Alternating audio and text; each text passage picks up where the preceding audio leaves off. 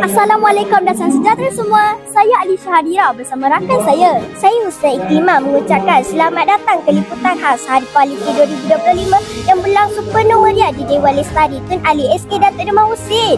Hari ini kita meraihkan pencapaian cemerlang murid-murid SK Datuk Demang Husin dalam pelbagai bidang akademik, sasiah, kokurikulum dan pertandingan-pertandingan sepanjang tahun 2025. Program ini menjadi wadah untuk menghargai usaha dan bakat seluruh murid-murid SKDDH.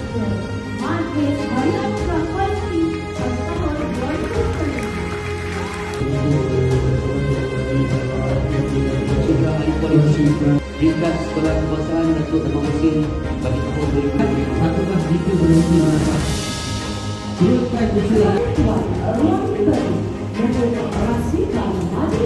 Yang besar Puan Hajah Hamimi dan Encik Abang Hamid.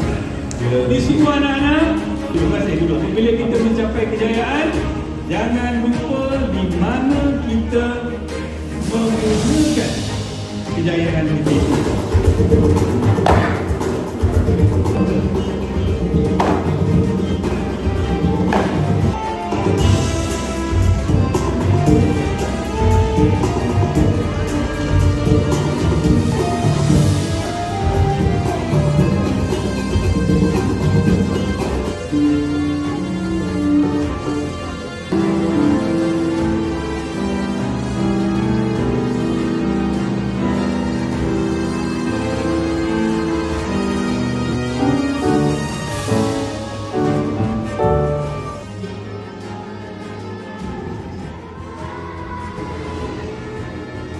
Pada pandangan Tuan, sejauh manakah pentingnya budaya kualiti diterapkan dalam kalangan warga sekolah, terutamanya guru dan murid dalam mencapai kecemerlangan sekolah? Persilakan Tuan.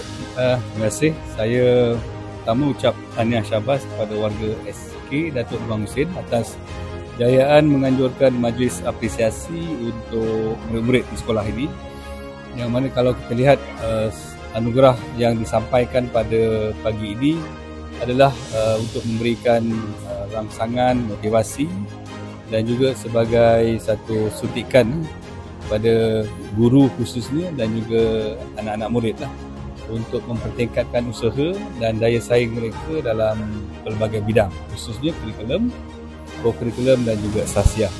Jadi kualiti yang ada ini insya-Allah kita dapati dan kita akan lihat akan membantu pihak sekolah khususnya dalam memastikan anak-anak terus mempertahankan budaya kecemerlangan itu, dan melalui majlis umpama ini dia juga akan menjadi satu tanda kenangan kepada anak-anak, dan saya yakin ianya juga akan memberikan impak yang positif dalam meningkatkan kualiti dan juga kecemerlangan warga sekolah inilah khususnya. Jadi saya ucap tahniah syabas kepada Guru Besar Hajah Hamimi dan juga YDP PIBG yang turut bersama pada pagi ini. Mudah-mudahan usaha kita ini akan diberkati dan memberikan satu kebaikan kepada anak-anak di sekolah.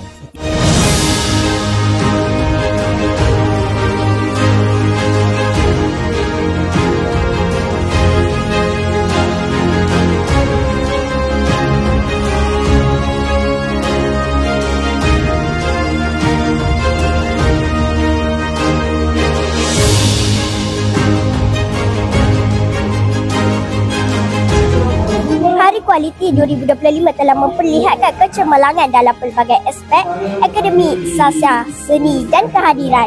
Semoga program ini menjadi inspirasi untuk terus melangkah maju dengan nilai murni sebagai panduan. Kami wartawan DHTV. Sekian, jumpa lagi.